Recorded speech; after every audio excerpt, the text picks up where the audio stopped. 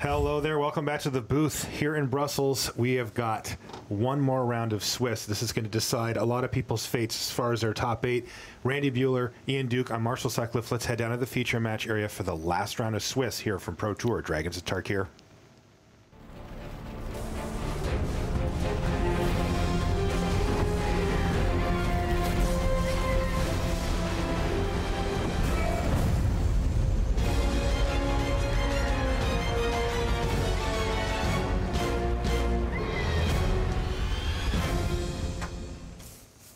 Hello and welcome to coverage of Pro Tour Dragons of Tarkir. We are in Brussels. I'm Marshall Sutcliffe. I've got Randy Buehler and Ian Duke with me in the booth, and we are just about underway in the final round of Swiss. This is round number 16, and we've got a lot of win-and-in type action here in the feature match area. Our main feature match, Shota Yasooka from Japan.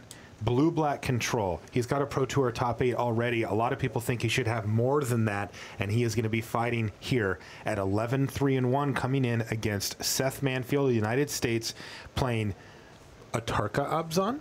He's got Abzan, and he's splashed for a Tarka in that also at 11-3-1. Both of these players have one Pro Tour top 8 apiece. Randy, how much of a win-in is this? Is this clean? It is a win-in. Period, the end. So, a lot on the line for both players looking to make their second Pro Tour top 8s. For either of them, what do you make of the matchup, Ian? We've got blue-black control from Shota Yasooka versus an Abzan deck featuring a Tarka on a splash for Seth Manfield. Yeah, I love these two decks. I mean, I love the innovations they have here on the classic archetypes. Shota, of course, is going to have the long game being the more controlling deck. He's got more card draw. He's got counter spells. If the game goes long enough, he's going to take it over. On the other hand, Seth, you know, he's also got a pretty potent deck. He's got ways to draw his cards with Abzan Charm and, you know, powerful finishers in the form of Dragon Lord Tarka and Elspeth. So who do you think is going to win? Based on the deck. I like Shota's chances here. I just think having counter spells in a battle between two decks that, you know, want to go long is just going to be a huge advantage for the blue deck. Yeah, I agree with that. I think ultimately these are both controlled decks, and one of them has counter spells. I mean, it's not a lopsided matchup, but I agree. I think the edge goes to Yasooka. Okay, so a relatively slow start for both players here. Just a thought seize from Seth Manfield, which took a dissolve. Oh, no from third Shota. land. And this could be bad for Seth Manfield. Now, the good news for Seth is that Shota's deck isn't the type of deck that can pounce on him and finish him off right away, but he could find himself so far behind by the time he gets his mana legs underneath him here that it might not matter. Are we going to be discarding now? Yeah, it looks like it. Rough draw here for Seth Manfield.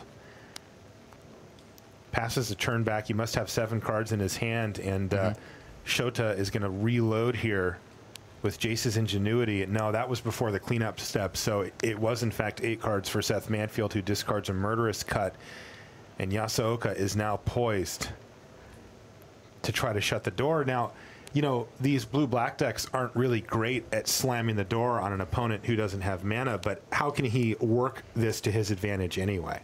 Well, you know, taking advantage of the time to draw cards with things like Jace's Ingenuity is a good first step. That said, Yasooka is on the Dragons variety of the blue-black control deck, so he can actually win the game in a pretty timely fashion. He's got 2 copies of Icefall Regent, 2 copies of Dragon Lord Silumgar, and an additional copy of Silumgar the Drifting Death. So if we see him land one of those dragons while Seth is stuck on 2 or 3 lands, you know, the game is going to be headed toward a close pretty quickly. Okay, there is that critical 3rd land for Seth Manfield. Can he get something going from this point? His opponent is already sitting on 7, now going to 8 lands. I mean, I like Seth's plays here. He could have played the Courser in his main phase, but if Yasooka counters it, then, you know, he's just done nothing. He's done nothing that turn, but by passing and then offering an end-of-step Abzan Charm into a main phase Courser, he's got 2 chances to get through Yasooka's counterspells. And it looks like the Abzan Charm did resolve. Yasooka not concerned. And there's a Courser of Crewfix for Seth Manfield, which is also going to resolve. It's going to reveal a Sylvan Caryatid on the top, but Seth did draw a land or 2 thanks to his draw step plus the Abzan Charm. So he can continue to develop his mana base. Yeah, I like how careful Yasooka is being with his counterspells here. He's saying, I'm not going to try to take advantage of you being mana screwed in the sense that I'm going to counter the first several spells you play. I'm going to take advantage of you being mana screwed by sitting back, drawing cards, and sculpting my hand. Yeah, he's also got ultimate price in his hand, so he just already had an answer. Now, sure, he does let Seth have the chance of getting that one land. Took the risk on, but he's going to use his creature removal where applicable here. By the way, Jason's Ingenuity too. Yeah. Yasooka finds a Thoughtseize. He's going to fire that off immediately. A lot of options here in Seth Manfield's hand. You see a Tasigur. There's floating at the back a Hero's Downfall, a Sidisi Undead Vizier. There's also a Siege Rhino. Murderous Cut not high on Yasooka's unless he's really planning to get in there with the Icefall Regents, those type of cards. It's hard to make those stick against the Abzan deck, though. They do have a lot of removal built in game one. Wow, a quick result from our back table. Marco Camiluzzi is already up a game over Eric Froelich. They are playing at 11-3-1 for Marco Camiluzzi, and Eric's at 11-4. So all right, so there it is, Ugin the Spirit Dragon, and the first move has been made for Shota Yasooka, looking to try to close this game out. Hero's Downfall can kill it, but he took it away with Thoughtseize, so Seth Manfield's going to have to come up with something here. Looks like he's thinking about playing a Siege Rhino.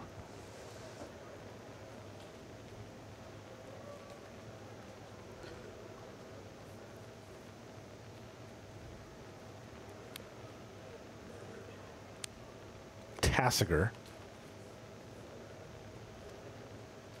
is the play. You can see he delved away everything but the Hero's Downfall. I think correctly recognizing that the only way he's going to win this game is if he gets that Ugin off the table ASAP. Right, so he's actually left this mana up so that he can, in fact, activate Tasigur instead of playing a Siege Rhino because, like you said, he's going to have to get there. The problem is he's let his opponent untap here, and Yasooka could also just have a counterspell in this situation. Okay, so Ultimate Price is going to kill Tasigur, but the ability still goes on the stack, and he's going to get a Sylvan Carry added out of the deal, which is not going to cut it against Ugin, who's already up to 11 loyalty and ready to go ultimate even if Yasooka wants to. And note the timing there, how Yasooka waited until Seth activated Tasigur so that he could put the Tasigur, he could kill the Tasigur in response, putting another non-land card into the graveyard, so that worst comes to worst, he could, return the Tasigur to his hand. Pretty nice stuff there from Shota Yasooka. He plays really quickly as well, and at a very high level. It's very impressive.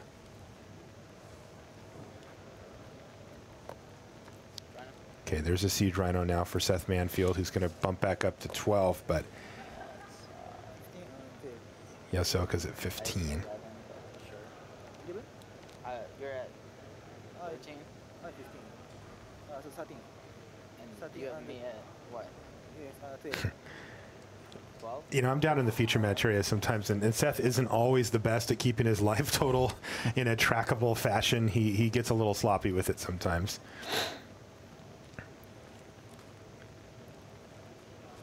But they got it sorted out there, no problem. And we're going to ultimate Ugin here. Wow. So a huge play here for Shota Yasooka. He ultimates Ugin the Spirit Dragon, still leaving Ugin intact, so that's gaining 7 life, drawing 7 cards, and then you can put up to 7 permanent cards from your hand on the battlefield after that. So fun fact about Ugin's ultimate is it was designed to be the opposite of Nicol Bolas Planeswalker's ultimate, to represent the way that they fight each other. I like that. That's pretty cool. Speaking of pretty cool, what is Shota going to come off with? He gets to put 7, 2, 3, 4, 5, so 5 lands. Can't seem to find any dragons. His deck doesn't have a ton of permanents in it. He's got 6 dragons. Seen a lot of his not a deck lot. to go 0 for 6, though. It's true. All right, but Seth Manfield has seen enough. Ugin the Spirit Dragon finishes things off here for Shota Yasooka, who wins the first game of this 3-game match against that Thoughtseize. Seth Manfield. Didn't want to reveal his hand. No. We'll be back right after these messages. Outfit your Magic collection with the newest Dragons of Tarkir accessories from Ultra Pro. You can see the full array of card sleeves, deck boxes, playmats, and portfolios of your favorite Magic artwork at ultrapro.com. Are you new to Magic or know someone who is just starting out? You're in luck because Magic Duels is the best way to learn Magic and a great way to teach your friends. Look for Magic Duels Origins this July on Xbox One, PC via Steam, and tablet via iPad with PlayStation 4 joining later this year. Visit magic.wizards.com/duels for more information. Welcome back to the feature match area. Let's jump down and see what Paul Rietzel versus Josh Utter-Leyton looks like here. Josh is on blue-black control. Obzon for Paul Rietzel. They're still in game one here. Two of our top 25 ranked pros battling it out here in the late stages. Both of them, I believe, at 11 and 4. Yeah, the winner is going to miss top 8 on tiebreakers. So what they're really playing for is 5 pro points. Which is a huge amount. That's a lot of pro points. That's like winning a Grand Prix. Yeah, winning Grand Prix 8, I think. Yeah. Yeah, no, I know what you're saying. It's a huge, huge amount. And that's riding on one match here, so... Yeah, decent chunk of change, a couple $1,000s. I forget the exact schedule. But yeah, the stakes are pretty high, even though the winner is not going to have the tiebreakers required to make this top 8. We're going to have either 1 or 2 players who do make top 8 on 12 and 4.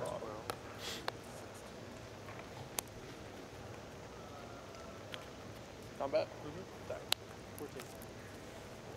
Okay, Rietzel drops Josh Utter-Leyton down to 14 with an attack from a Courser of Krufix. Both players have many cards in hand, and Paul Rietzel's going to deploy one of them, and it's a big one. Ugin. You got to figure Josh is going to use one of his dissolves on this. Okay. Card gets scryed to the bottom after dissolve takes care of Ugin. And digging through time is going to happen now for Josh Utter-Leyton as well. So while there is a Courser of Krufix on the battlefield, it does look like Josh, with a full grip and having just resolved dig through time, should be in a good spot to take over this game.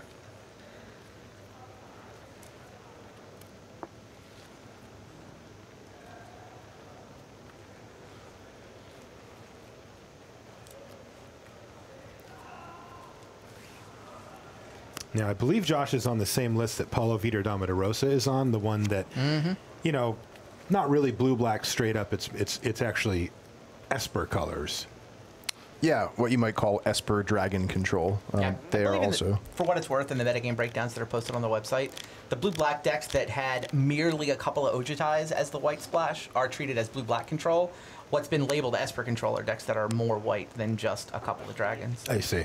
Yeah, those lines are always hard to find when naming decks. You can come up with many answers that work.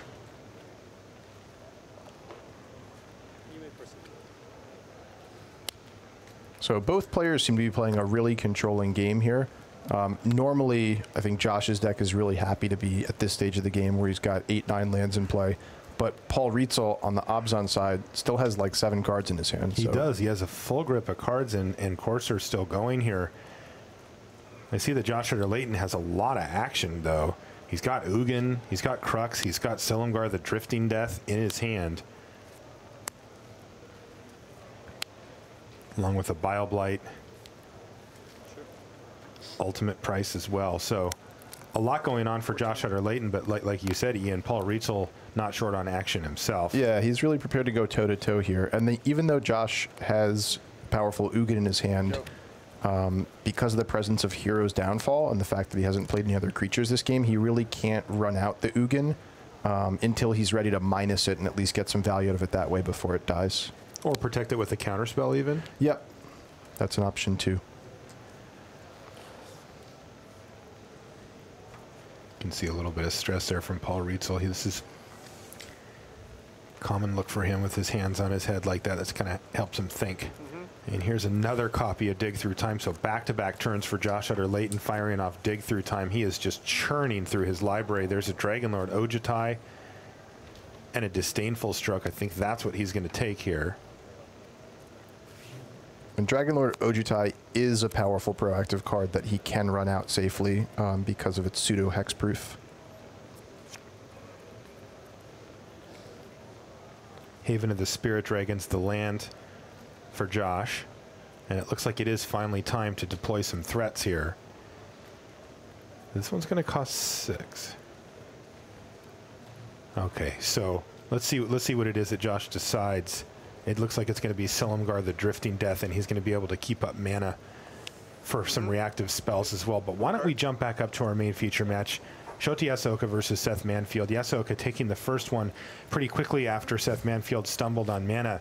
Seth up against it here, looking to try to strike back and force a game 3. I like how pretty quickly means he had time to ultimate his Ugin. Look, it's blue-black control. Yeah, move at a different speed. I agreed with everything you said. No, I'm with you. Yeah. Combat. All right, well, not this time for Seth Manfield. He's got Satyr Wayfinder digging for lands.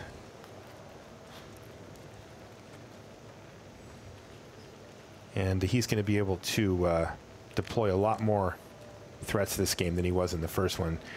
This one's post-board, of course, though. Shota is going to have been keenly aware of the presence of decks a lot like Seth's. Maybe not quite the same build, but these Abzan decks have been everywhere in Standard for a while now, and if you build a deck that doesn't have good game against them, you better have a really good reason for it. So he's going to have sideboard action, will Shota.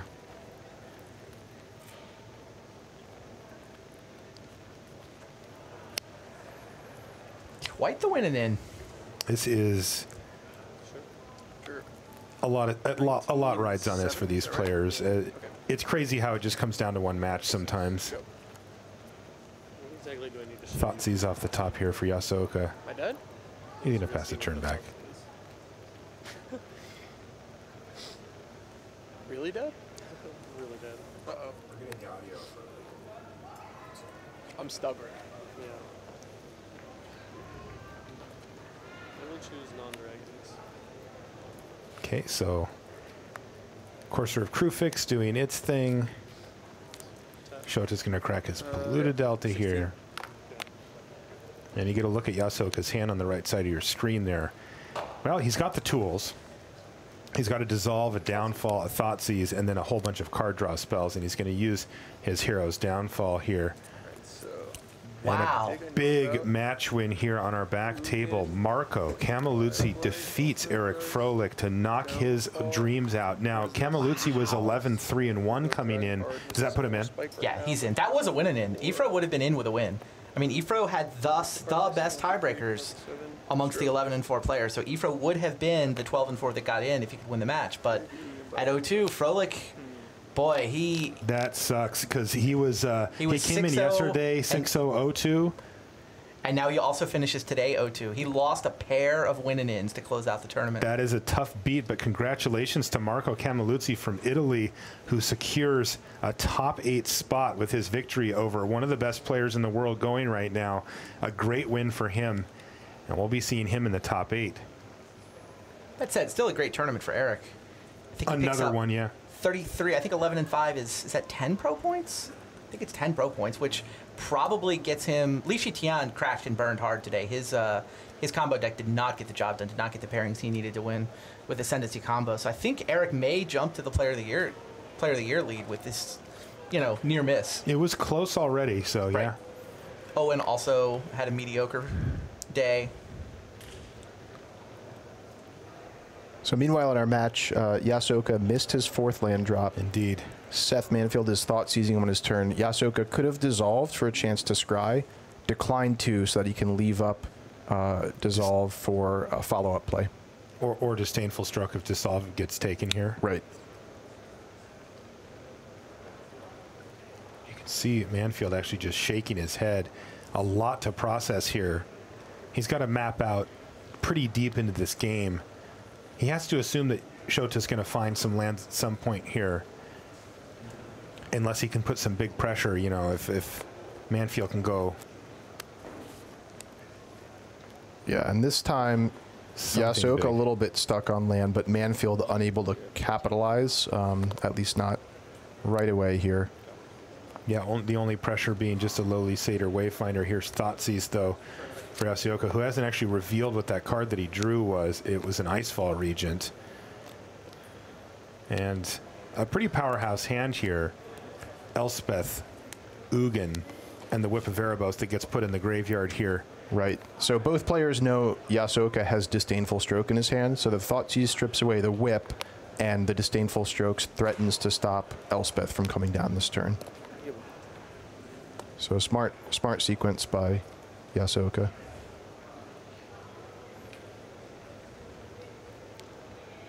Yasooka finds himself up a game against Seth Manfield, looking to secure his second Pro Tour top 8, but that's what Manfield's looking to do here as well. He's going to need to win 2 games in a row, and right now he does have Yasooka in a pretty tough spot, as missing land drops is really bad for this control deck. I think he would like to hit a land drop for basically every turn of the game going out to 10 or 11, and instead he's missed 2 in a row.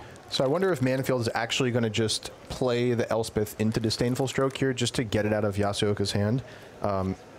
Manfield's only other threat is an Ugin the Spirit Dragon, so he may just want to take the opportunity to kind of spend his mana, get Yasooka's counterspell out of there, and then he'll be able to follow up on a later turn with something that sticks. Me at 16. The rest of Yasooka's hand is extremely expensive. Even if he top decks a land next turn, he still can't play anything.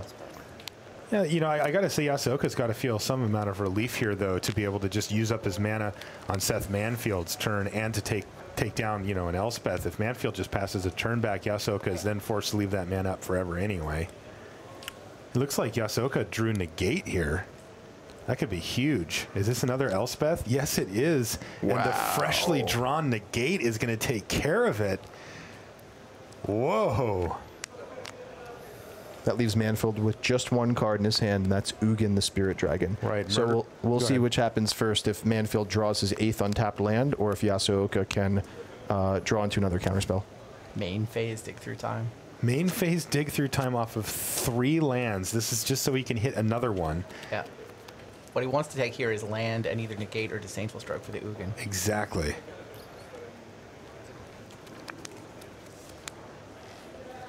So Josh Hutter-Layton did, in fact, win that grindy game 1 that we watched against Paul Rietzel. We popped in on that while these gentlemen were shuffling, and it did look like Josh was in a good spot, but Rietzel had a whole lot of cards in hand, so it wasn't entirely clear, but Josh was able to win that one, so he's up a game. Again, not playing for top 8 there, but playing for a good chunk of money and a lot of pro points, so still a lot riding on that match. Yeah, so, World's Invitation could easily come down to the pro points at stake in that match. Those at large bids, a final match has probably decided a lot of those. So Yasooka off the dig grabbed Dismal Backwater and Dragonlord Silumgar. Even though he's a little bit away from casting it, he knows about the Ugin in Manfield's hand, and he wants to be prepared with an answer. And what an answer it is. Yeah, and it can answer Ugin after the fact, even after a couple turns. And Seth then drew a comes into play tapped land, so it did not get to deploy Ugin. Answering Ugin a couple of turns later might actually be better even. Mm-hmm. Steal it ultimate.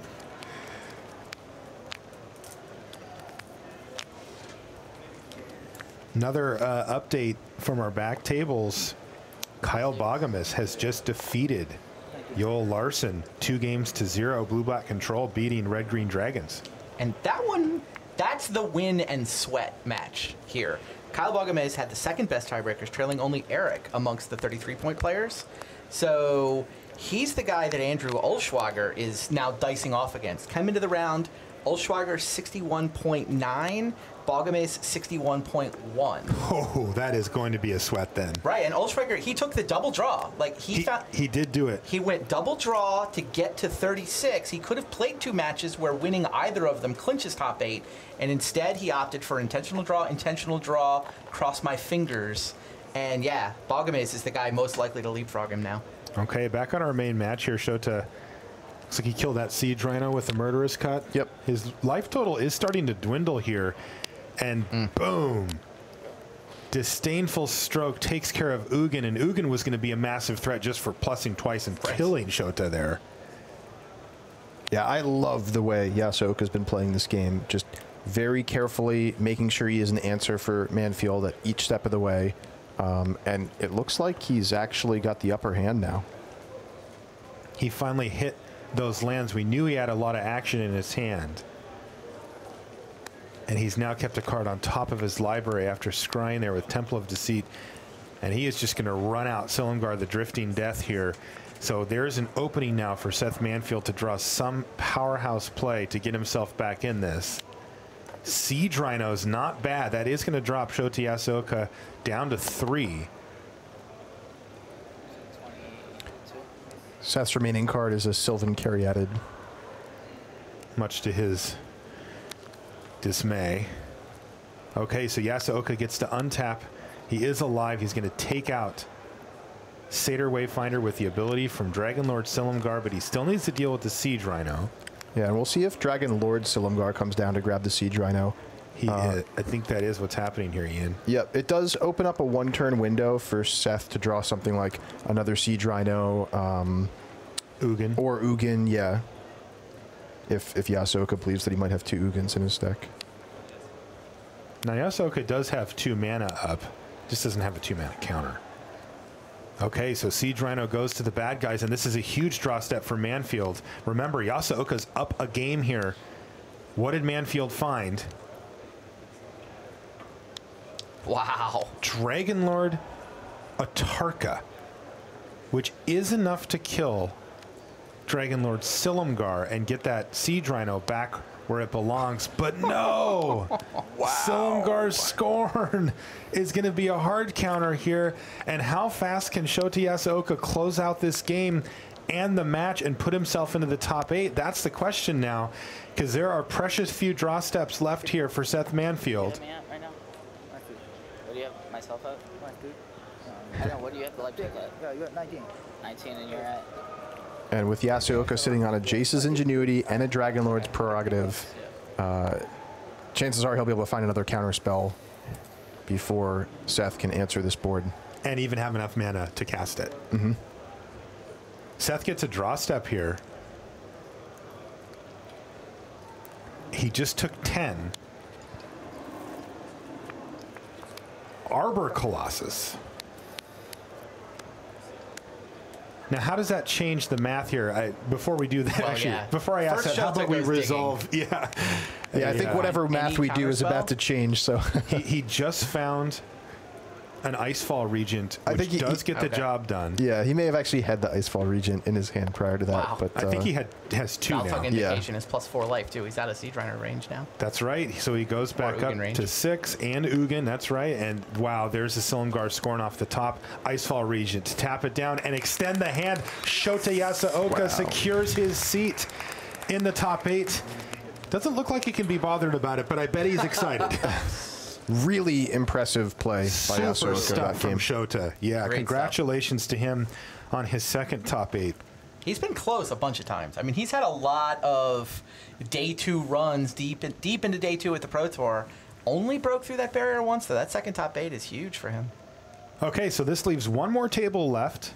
Paul Rietzel versus Josh Utter-Layton. Josh won game 1. Again, these players are not playing for top 8, but they're playing for top 16, right? Oh, yeah. Yeah, the winner will finish 10th or something. 11th, something like that. And I feel like what they're really playing for is Worlds. Like, they want points to go back to the World Championships. Paul Reitzel's made left no doubt about how much he loves the ability to play that tournament. He's not a guy who travels to all the Grand Prix. He's got a full-time job, so he's always, when he gets the chance to scoop up pro points, he needs to grab them, especially if he wants to get back to Worlds. There are plenty to scoop up here as well. 5? Yeah. It's a lot of pro points to pick up here. Paul Rietzel's already in the Hall of Fame. Josh Utter-Layton, Not yet eligible. very likely to be once he becomes eligible. He's already got 5 Pro Tour top 8s. Rietzel has 33 pro points so far this season. Josh has 27. Oh, yeah, this is a real fight here. Yeah, There's 10 Dragon Lord versus Ojutai. 15, a big deal. Now, looking at the board here, Ian, as we pop in, Dragon Lord Ojutai versus a player struggling to hit their mana and having to play Read the Bones just to try to do so. Looks like Josh Utter-Layton is firmly in the driver's seat here. Yeah, so it looks like on Paul Rietzel's previous turn, he main phased Abzan Charm to try to draw land, missed twice there. He's resolved 3 Thoughtseize this game, or at least played for the 3 Thoughtseize, and a Courser, which apparently missed as well. Yep. So he's dealt himself a ton of damage. He's failed to hit his land drops despite drawing extra cards. And Dragonlord Ojutai is looking to finish the game in just 2 swings here. So pretty unfortunate start for Paul Rietzel. Yeah, look at all the damage he's been dealt. Thoughtseize, read the bones, Obzon Charm. Yeah, I mean, normally he wouldn't be worried about taking that much damage, but given that he's missed so many land drops despite drawing so many extra cards, it puts him in range for a quick kill from Dragonlord Ojutai, and he just isn't going to have time to deploy his hand. He just took another damage from his Llanowar Waste there, but at least he gets Tasigur the Golden Fang on the battlefield to try to do something. In the meantime, he's going to take 5 more in the air, putting him down to just 2 life. Although, fortunately for Paul Rietzel, it looks like Joshua Layton doesn't have anything left in his hand. Yeah, wait a minute. give me an attack step, and we'll get back to you on that one, Ian. Here we go. Let's take a look at the top 3. Oh, look, a dig through time. It's also Foul Tongue Invocation, which he could take to just take out Tasigur right now. He took the dig. Took the dig. So Josh goes from having not a lot in his hand to the card that finds you exactly what you need. Right. Well, yeah. Having just lands left in his hand was step 1 for Paul Rietzel to get back into this game. Step 2 would have been Dragonlord Ojutai missing on the Anticipate trigger. Unfortunately for him, that Anticipate drew Joshua Layton into a dig through time, which is going to draw him into even more. Which looks like he's going to get another dig through time and then a Dragonlord Silumgar, or maybe that's a Silumgar the Drifting Death, but one or the other. Yeah, if Josh were to pick up a counterspell here, that would be all but game. Yeah, he couldn't find one. The Dissolve would have been fantastic for Josh, but like you said, it would have effectively ended the game. As it stands, it is kind of interesting. You know, Paul, if he has a removal spell, he's just forced to fire it off here. Yeah. And he does have Hero's Downfall, and I think it's going to resolve. I don't think he's optimistic. I don't think he is either. He's passed the turn back to Josh, meaning that Dragonlord Ojutai now has Hexproof, and Josh can actually decide whether or not he wants to attack with it. You know, he doesn't have the ability to protect it, and now he could just say, well, if I can't protect it, maybe I'll try to play for a win next turn or something along those lines. He also has another dig through time that he can resolve.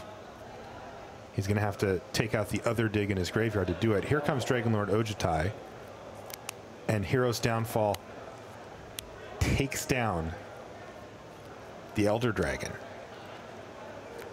No worries, though, for Josh. He's got a backup plan, another hexproof Elder Dragon. Or not an Elder Dragon, excuse me. Dragon. This is Silumgar the Drifting Death. Dare you block? Josh is at 16. Hexproof seems like an issue here. Yeah, this one doesn't lose hexproof at any point. Nothing. Okay, and that's going to do it. A jovial handshake between the two, but you know that Josh is relieved to win this match against a tough opponent like Paul Rietzel and to pick up all those extra pro points and money. That's platinum for Josh, if my math is right. He's either at platinum now or 1 point from clinching it. I mean, he'll need the 3 points from the next PT, but if he was at 27, he just picked up 15. Okay, that's 42. He's going to get at least 3. I think the line's 46 this year. Anyway, Paul, good news for Paul.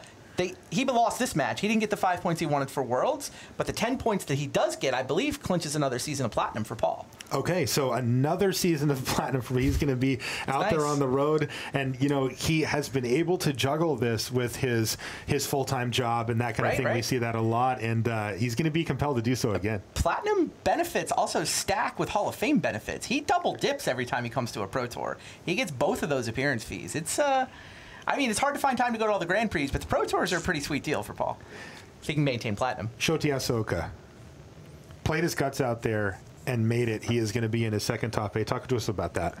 Yeah, I mean, he's just been playing really impressively all weekend. He's a super fast player, but that doesn't detract from his technical skill. I mean, it's just truly amazing watching him execute swiftly and perfectly, and I really love the deck that he brought to the table this weekend. It's not quite what we've seen from all the other varieties of the blue-black or Esper control. It's kind of his own spin on things. Which he's very known for. You know, he is very much a brewer in Constructed. He'll bring his own decks every single time, and he seems to do well with them every single time. He rarely misses. Now, the big question mark for Shota is, how did you do in the draft? And in this case, I think he finished 5-1 in the draft portion, if I'm correct, and he's certainly 3-0 day one, and it looks like Shota has kind of hit his stride with draft. I wonder if he's putting a lot of extra time in on that. Dude can just play Magic. Yeah, he can just I feel play, like but he's just overdue for this top 8. He just kept coming close, not quite getting in. It's just a matter of time. It was just a matter of time. Now, Randy, you think you're in the Hall of Fame, and you think about it a lot. You know, you have a vote, that kind of stuff. Shota Yasooka is one of those people, I think, that everybody looks at like, you know, I want to vote for Shota, but he just has the one Pro Tour top 8, and that just doesn't meet the threshold for most people. Agreed. Does 2 change that? I think it changes it for some number of voters. Absolutely. I mean, I'm not a big believer in litmus tests. You need this many top 8s. I think you have to look at the whole thing. And for me personally, I put a lot of stock in top 16s, top 32s. You know, somebody like, you know, an Eric Froelich who only had the 3 top 8s, but had like 9 top 16s. I thought he was a borderline candidate. Now, fourth, which is part of the reason people think that 4th top 8 really puts him over the top. Shota's got some of those top 16, top 32s where I do think 2nd top 8 will get people to give him a long, serious look. Okay. That's going to do it for the Swiss rounds here from Brussels. Let's send it back to the news desk and Richard Hagan. Marshall, Ian, Randy, thank you so much for all your sterling efforts in the booth over 16 rounds of Swiss here at Pro Tour Dragons of Tarkir. There's one piece of drama left, really, and we're still several minutes away from that. As I peer around the camera, I can tell you that there are 10 minutes left in the round. Could have just looked at the screen. You know that as well as I do. 10:35, there you see it. One person is really, really sweating right now, and that is Andrew Olschrager. It is his birthday today. Happy birthday. Is it going to be a happy birthday? 2 rounds ago, he was on 34 points, knowing that a win in either of the last 2 rounds would put him in the top 8 of Pro Tour Dragons of Tarkir. Then he faced Martin Dang, and he took an ID, putting him to 35 points. Then he played in the last round. He took an intentional draw, taking him to 36 points. We know for certain that Andrew Olschrager will finish 8th or 9th at this Pro Tour, and he began the round with a 0.8% opponent match win percentage, that's the tiebreak, over Kyle Bogomez, who defeated Joel Larson. There are other players getting to 36 points. There are some terrific players getting to 36 points, but their tiebreaks are quite a long way back. We're almost certain that Bogomez or Olschrager will be 8th and 9th. If you ID'd yourself into 9th twice over 2 rounds, wow. That's the position for Olschrager and Bogomez. Meanwhile, Strasky, Sullivan, Dang, Chung, Hendricks, Yasooka, Camelluzzi, they're all on social media high-fiving everyone. They are in. 7 in. Who is 8? Well, someone who is in the happy position of being one of the 7 is waiting for us right now. And I know a lot of you are bleary-eyed over at the far side of the world. I think we should let you go to bed very soon. So without further ado, let me offer you Mr. Jason Chung.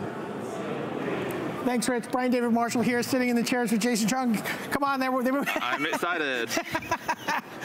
They've been waiting. I heard people in New Zealand have been staying up, not willing to go to sleep until they knew you were locked for the top 8. Yeah, I've been messaging a bunch of people after every round, and I had lots of people that are like, congrats on probably making top 8, but I really want to stay awake until you get a handshake. I have lots of shout outs to people who stayed away, Ruben Wilson stayed and I was talking to him. Carl Wayne Johnson went to sleep. Well, he doesn't get a shout out then. He does not get a shout out. Absolutely not. Absolutely not. And then there was a bunch of people that would just stay awake, and lots of people that actually went to bed just before. So let's not mention their name. Okay. Definitely don't mention Sten or Henry. Nope, will not mention them at all. Okay, so This has been a pretty big season for you. You're coming off of a top 16 at the previous Pro Tour in Washington. You're coming off a Grand Prix top 8 in Auckland, and now you have a Pro Tour top 8 here in Brussels. What does this mean for you for the season? Are we going to see a platinum Players Club in New Zealand? Yeah, that is the plan. This has been huge for me. I've locked up gold, and like hopefully I can win the first round tomorrow, and that locks me up platinum. And I was reading the benefits of platinum like 5 minutes ago. I really like the paying for hotel accommodation. I don't have to sort it out. You just want the ease of mind. Yeah, that was what appealed to me the most. I gotta tell you, if you like an offbeat personality, I haven't known Jason very long yet, but I could tell already. You know, Jason said to me, I really want to win my top 4 match for the trophy. Yeah, my top 8 match so I get a top 4 trophy. He's like, I want something from my bookshelf. So in my top 8 of Grand Prix Auckland, I was doing really well, and then I lost the first round of top 8, and I was just like, did top 4 get a trophy? Did I just lose my win and in for my trophy? Right, playing for platinum though in top 4, so a little bigger. It would be nice to have the trophy. Yep. But get your platinum. Tell me a little bit about your preparation for this tournament. I did not prepare much at all. Like, I got in Thursday morning, and I was basically saying I should play the same deck as Paul Jackson, which I'm rooming with right now. And I was like, he was on Absent Aggro. I'm like, all right, I'm going to play the same 75 as you because you tested and I trust you. So then I took a look at his list, and I'm like, I'm not going to be able to play this properly. I'm going to play a much easier deck. So I ended up playing Red Green Aggro, and it was the same deck the other New Zealander Matthew Little was on, and we played this at same 75. Okay, and then what is the appeal of that deck for you in terms of being, like, what makes it easier to play for you than Abs on Aggro? Most of your turns, you're just playing one card, like 2 tops. You don't have to worry about removing stuff, and it's quite an aggressive deck, and you just like play dragons, and you just need to draw really well. Like, the deck like reduces the amount of decisions you need to make.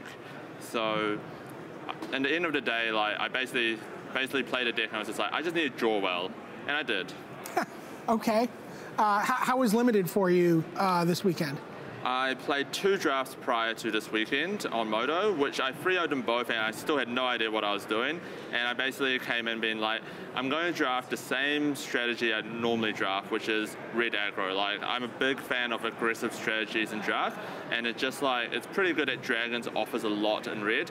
And both times I was just able to go into red and just draft like a red aggressive deck. So is that a deck like a dash deck where you're getting like Scream Reach Berserkers and cards like and Mardu Scouts and that kind of stuff? It tries to play it tries to always play like a 2-drop on turn 2, 3-drop on turn 3, and then just like close the game, have like the good removal spells like Twin Bolt, and like you said, like some of the dash cards if it's available. Sure. I'll draft red-black, but that's not like my biggest fan. Like, I really like drafting red, stay in red, and then figure out what color I'm in later. Whatever's open, you'll just accompany it with that. Okay, so you got to play a match tomorrow. We don't know yet who you're going to play. Who is going to help you play test overnight, and what's your plan for preparing for your quarterfinal matchup? Well, first of all, we're going to go to a really nice place for dinner, which I don't know where yet. And then afterwards, all of the Australians are going to help me test. We have Paul Jackson, we have Paddy, we have Don, we have Chester. Like, there's just a bunch of like really nice guys, and like they're really good to test with. They're going to help me prepare, and they really want me to get platinum. Well, now will you stay up, or will they stay up for you? Will you go to bed and like wake up and get like handed a dossier on your quarterfinal matchup? I did not think about that. I definitely want to get to bed at a reasonable time, but I definitely want to be the one testing for some majority of time. Like, hopefully we can get 2 matches going with the same 75 versus 75. I'm just going to give you you might want to save the really nice dinner for tomorrow then. The plan is to have 2 nice dinners, one celebrating top 8 and one celebrating platinum. Excellent. I like this plan. I like this plan a lot. Okay, so good luck tomorrow. Good luck with your double dinners. Yep. And we're going to send it back to the news desk and Rich Hagoff. All right, thanks very much to Brian David Marshall. 10 matches still to come in. I wonder how many of those, if you could slow time down and actually see the 20 players still playing out there, how many of those have played either Kyle Bogomez or Andrew Olschrager? Really matters. 8th, 9th, Olschrager, Bogomez, we think. I suppose someone else could sneak into 9th up from the 33s, but it really does look like that. 7, though, we know are locked in. If you're just joining us, Strasky, Sullivan, Dang, Chung, Hendricks, Yasooka, Camiluzzi in for sure. Olschrager, Bogomez, that's the decision point, we believe. Lots of other important matches coming in, though. A few names that have been off the radar, because once you get to round 4 losses, you tend to fall off the feature match table somewhat, and we just don't have time to tell you about everyone. We do have a couple of minutes now, just to mention a couple of perhaps some of your favourites. Bob Marr, Hall of Famer, Team Work as was, now Team Ultra Pro. He's kind of the organiser behind that team. I think the sponsors will be very happy with the team's first outing, and Marr ends up with 11 and 5. So right in the mix of top players in day 2, not quite in the mix for top 8 though. Also 11 and 5, Makihito Mihara, the 2006 world champion with Dragon Storm, although he was a Dragon Master there, couldn't quite get all the way to the top 8 here. 11 and 5 also for Bram Snepvangers of the Netherlands. Now, we hardly saw Bram at all this weekend, but he quietly went about winning 2, losing 1, winning 3, losing 1, and that gets you to 11 and 5, a really, really solid day 2 record. Steve Rubin, well done to him. He really delivered on this Pro Tour, 11 and 5. Joel Larson, of course, missed out, losing to Kyle Bogomez in that last round. He falls to 11 and 5. 12 and 4, you saw Josh Sutter-Layton beat Paul Rietzel 12, so Rietzel goes to 11 and 5. And I want to give a special shout out to Christopher Virula, 11, 4 and 1. Pretty sure that is the finest performance by a Guatemalan at this level. It's probably, that's going to be enough to bring him back again, because 33 match points gets you another invite. That is fantastic job. Well done, Guatemala. You have a star representing you at the highest level. Well done, Christopher Virula. So, more action, more players waiting to be interviewed by Brian David Marshall. We go to Europe, we go to Italy. The very likeable, the very excitable, here's Marco Camiluzzi. Thanks, Rich. Brian David Marshall sitting here with Marco Camiluzzi from Rome. Yeah, from Rome, capital of Italy. Yes, capital of Italy, right? Yeah. Very exciting.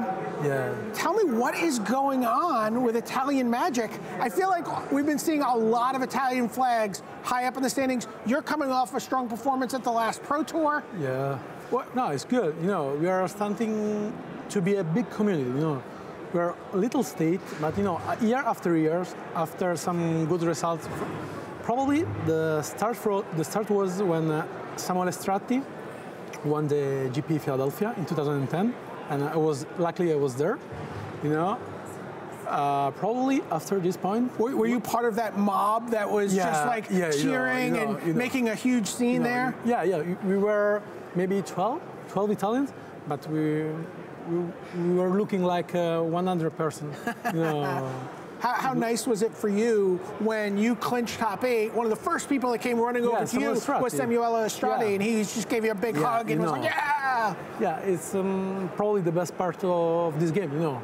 I knew a lot of friends, I saw a lot of places, you know, it's really good. You know, after 5 years, you know, the same guy that won the APT, it was the first one that shook my hand, so it's huge. Now, I know that, you know, we talk a lot about how, you know, one player will go and have success from a country and it'll sort of lift up the player base and bring other people there. You have a very direct story about this. Mario Pascoli, who was top 8 of Pro Tour Kuala Lumpur. He inspired you to come to the Pro Tour. Yes, of course. You know, when I was started playing, you know, I was almost 18, you know. And I just, you know, I was in the shop. I just heard a lot of stories, you know, about. Oh, remember when we were in Australia? You know, remember we were in US, in Japan. So, you know, I started feeling, you know, Wow, I really wanna. I wanna be in this story, you know. So, I was just thinking the game is really beautiful. It's a super skill game, you know, and with this game, you can see the world, you know. I knew a lot of guys, a lot of players. Oh, it's fine. Yeah, now you work a lot with Andrea Mangucci, yeah. Italian player who's coming off a recent Pro Tour top 8. But, you know, I would expect maybe an Italian team, but you're part of an international team with a lot of players from the United States as well. Yeah, we are. I'm working with Day One MTG, you know. There are really a lot of good players. Ben Friedman, Chris Calcano, Timothy Wu. Daryl Donegan, I'm sorry, I'm not sure. Yeah. You know, we are making, you know, a good work. You know, we are all good guys. You know, they honestly not for me in this PT, because I told you I didn't have a lot of time for testing because I'm working a lot. We work a lot in this period, but you know, we made a really good job. You know, so we are a good team of friends. We are working really hard. So today is me. Tomorrow will be another one, you know. Right. So it's a team effort. Yeah. So what's your plan for tonight? How do you plan to prepare for your quarterfinal? What do you do? I'm not sure, you know, because you know, a little part of me think that okay, I need to test a lot, test the matchup that I have to play in the quarterfinal. Try all sideboard plans, you know, make all strategies as possible with my teammates. But there is also a part of me that said, maybe I can go outside with my friends and my teammates, you know, share something to drink, you know, some beers.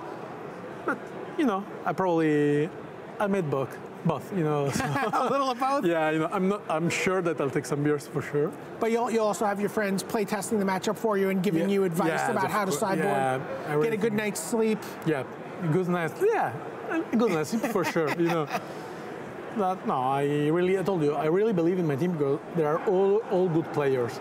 So if they test a matchup and they say, okay, Marco, you have to do this, I believe in him. Okay, tell us about the deck and why it's been so good for you this weekend. You know, I was playing Absent Control. You know, it's nothing special deck, you know, because you know you play one spell for turn, you know, you play 26 lands. That is really a lot. There are a lot of lands, you know, nothing special, but it's really consistent, you know. You take some little advantages, turn by turn, and you have a lot of bombs. So you know, for this deck, honestly, I have to say thank you to Andrea Mangucci. The other Italian player, because you know, he played a lot this deck. He made all sideboard plans, you know. After, you know, I told you, after, a week before PT, the team doesn't have a great idea. You know, after a week testing Absent Control, they said, okay, this is really good deck. That's the deck. So. Well, I'm going to let you get out on the floor, celebrate with your teammates. Not too much, though. No. You're going to practice? Yeah, it's true. I'll practice. It's and we'll see you tomorrow. For Marco Camiluzzi, this is Brian David Marshall, sending it back to the news desk, and Rich Hagon. Now, I know that you love trivia. I'm pretty certain that Marco Camiluzzi is the only top 8 player in Magic history with 2 copies of 4 different letters in his second name. Double M, double I, double L, double Z. Marco Camiluzzi. That's the kind of stats you want here at Pro Tour Dragons of Tarkir. More importantly, here's stats you actually want. Of the 9 decks that are left in the building that can still claim this title, well, it's a pretty interesting mix. Andre Strasky, who of course is in the top 8, is playing Green Devotion. Adrian Sullivan, Blue-Black Control. Let's start counting those up, shall we? Number 2, Martin Dang, Red Aggro. Fine. Jason Chung of New Zealand, he's playing Red-Green Dragons. Thomas Hendricks is Green Devotion. That's the second copy of that in the top 8. But then, Shota Yasooka, Blue-Black Control. Marco Camiluzzi, Abzan Control. Kyle Bogomez, if he makes it in, Blue-Black Control. Then you've got Andrew Olschrager, Blue-Black Control. quite a lot of control running around. Quite a lot. So we see who makes it in. Green Devotion, Blue-Black Control, Red Aggro, Red-Green Dragons, Green Devotion, Blue-Black Control, Blue-Black Control, Abzan Control, Blue-Black Control. One of those Blue-Blacks, Olschwager or Bogomez, we still believe, as we wait for the last few results. Well, our Dragon Tracker is going to lie dormant overnight. How did our 16 rounds of Swiss end up? Our Dragon Tracker, every time one appeared in play in the feature match area, well, let's see our answer. Light the flames, 85 dragons. 85 in the feature match area. It's more than 5 a round, just in the 4 matches, and often less than 4 matches, because we saw, obviously, the whole of one. That's an awful lot of dragons running around. Will we get over the 100 in the 7 matches tomorrow? Well, Green Devotion, Blue-Black Control, Red Aggro, Red-Green Dragons. It's a lot of Blue-Black Control running around. That's certainly some Silumgars we might see. So we'll have to see what happens with that. I can tell you that we're closing in on the end of this round. We're down, no matches left. That means they're crunching the numbers now. But I'm going to head you across town once again. We're in Belgium, but just next door is the Netherlands, and that means the home of our next top 8 competitor, sitting with Brian David Marshall. It's Thomas Hendricks. Thanks, Rich. Brian David Marshall here with Thomas Hendricks. Congratulations, Thomas, on your first top 8 of your Pro Tour career. Tell me a little bit about how you became to be the second Dutch player in the cabin crew. Well, I was on the Dutch WMC team, and I was playing with Frank, as you all may all know. And well, I just asked him if I could prepare with him, and he said, yeah, why not? So he invited me to come. It always pays to ask. Yeah. It was a good experience. I enjoyed it a lot. So now you're testing with these guys. You all realize that red-green is going to be a very powerful way to go. And you and Andre Strasky, both in the top 8, both from the cabin crew, take 2 different directions on how to put Dragon Lord or Tarka into play. Yes. Tell me about the differences between the 2 decks. Well, he went for the CD and written version, which I didn't, because I wanted to be able to have a better game against the control decks in the format. Well, he didn't play against the control decks at all, so his deck worked for him, and I did play against the control decks, and I won against a couple, so I guess my choice worked for me, so I guess it was a bit of luck with the pairings, and also both decks are fine. So. Right, it's a solid deck no matter what. But if you think you're going to see a lot of control, see the unwritten just becomes too risky in your mind. Yeah, too many expensive spells, and it's if they're killing all your guys, you're never getting the 2 guys. So then it's just 6 mana, I get 1 guy, and I rather just cast 1. And in the CD and written versions, you cannot play the Genesis Hydra, and that one's really good against control. So that's why I wanted to play the CD and written list version. So the big difference is he has CD unwritten, you have Genesis Hydra. Is that yes, the main distinction between the 2? And Xena Ghost, the Planeswalker, also Xena Ghost. Yes. So do you have any idea of where you guys are in relation to each other in the standings as you go into the top 8? Like, could we see like the red-green showdown in the quarterfinals? I hope not, but I believe Andre finished first because he even won his last match, I heard. So, and I don't think I'll be last because there is one person with X4 in the top 8, so I won't be seeing him in the quarters. Okay. For sure. Okay. That's so really you good dodge for us. that. Yeah. Yeah. So tell me about how you two, as teammates, but ultimately as adversaries here, are going to prepare for the top. Are you going to split your team up for playtesting purposes? I think we'll first prepare for the quarterfinal matches, of course. And for the mirror, we played enough of it already, so I don't think we need to prepare that. We'll just play a couple of games. But will you get some teammates working with you for your quarterfinal match, while he gets some teammates working with him for his quarterfinal match, or will you guys help each other? How do you split up the team resources when you have 2 players in the top 8? I'm not sure yet because this is my first top 8, but I think we will be. We'll just do it all together and we'll see how it goes. I think we want to prepare all the matches we both play, so I think we'll prepare for all the matches together. Okay. What was your draft record like this weekend? How did you do in the 2 formats, draft versus standard? I was. I started the first draft at 2-1, and then lost 2 in standard. So I was 2-3 after round 5, and then I lost. Then I won the rest. So I was 5-1 in draft total. Yeah. So you have not lost a match since round so round 6 you won, and then you've won all the way through. Yes. Did you get to shake hands in the last round, or did you have to win that as well? I did. Okay. All right, you got to take a little bit of a breather there in that last round. Okay, Thomas, I'm going to let you and Andre get out there and start drafting up your teammates. Yeah. You'll first pick Frank, I assume. What? You'll first pick Frank if you have to choose a teammate. Everyone is good enough, so we'll see how it goes. Okay, I'm going to let you get out on the floor. So for Thomas Hendricks, it's Brian David Marshall, sending it back to the news desk, and Rich Hagon, who has some results we might all be waiting for. I think the important thing is that we have all the results. So that's the key thing. No matches are waiting, so all the math is done. The players will go out and there will be a top 8 announcement which we will bring to you live. Remember, we knew that 7 were in for sure. Andre Strasky, Adrian Sullivan, Martin Dang, Jason Chung, Thomas Hendricks, Shota Yasooka, and Marco Camiluzzi. We've been telling you throughout this little exercise in math excitement, which is an interesting little phrase in and of itself, that Andrew Olschrager, with his ID in round 15, may have put himself in jeopardy.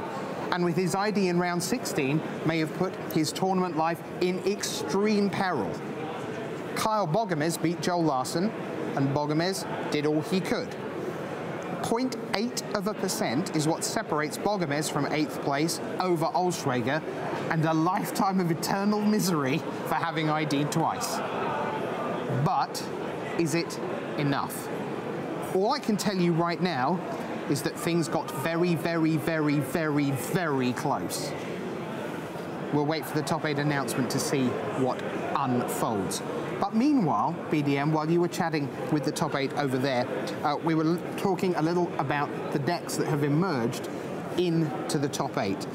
And there's no doubt that one of the big stories here is blue-black control. If Bogomez gets in, he's blue-black control. Olschrager is blue-black control, so that's one for sure. It could be as much as half the top 8 field. It is, because either way, because they are both blue-black control. Oh, sure. Right, and then you have Shota Yasooka there for certain. Right, and then you have Adrian Sullivan as well. You've got a couple of Green Devotion decks with their different flavorings. Sure. We've been talking a lot about flavorings of decks through the weekend. The word that is reasonably missing from this list, well, there's 2. One is Abzan. We have an Abzan control list from Marco Camiluzzi. And the other is aggro. Go back 7 days, Syracuse, aggro 1 to 8. Oh, look, blue-black control lists went, now I know what you're trying. And here are my answers. Fascinating metagame calls. We've seen this happen before at the Pro Tour level where a white weenie deck dominates the field. I think that was that Pro Tour Yokohama, where the white weenie decks were dominating literally the week before, and then people were like, well, I guess I'll play these sulfur elementals and these, so people will adjust to this very strong shift in the metagame from one week to the next. I'm still surprised though just how many have made it through. Now, they're all blue-black. None of them are Esper. Right. There is no blue-white control list here. It's not the blue-black deck that's splashing for Ojutai. Right, like Palavida Domidarosa was played. Because we called that blue-black basically because Ojutai was the only card that was in there. So that was the way, rather than lumping them all into blue-black control. But I do wonder whether the fact that the control list was relatively straightforward in terms of color pair, that this time around, control was not diversified into, am I pure Esper, am I blue-white splashing black, am I blue-black splashing white? This time, everyone who's been getting there are blue-black. The players are ready. Someone's about to have heart failure. Let's find out who. It's time for the top 8 announcement of Pro Tour Dragons of Tarkir.